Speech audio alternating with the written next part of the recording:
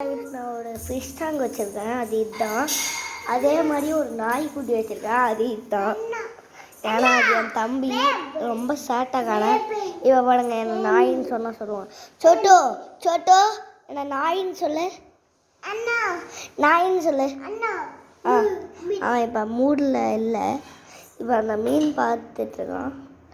நான் அப்புறமா நாளைக்கு சந்திக்கலாம். நான் 4 நாளாக வீடியோ வராது, ஏன்னா நான் ஊருக்கு போயிட்டுருவேன், ஆம்பூருக்கு போகிறேன். அதனால் நம்ம இப்போ ஃபிஷ் டேங்கை எப்படி பார்த்துக்கிறதுன்னு தெரில.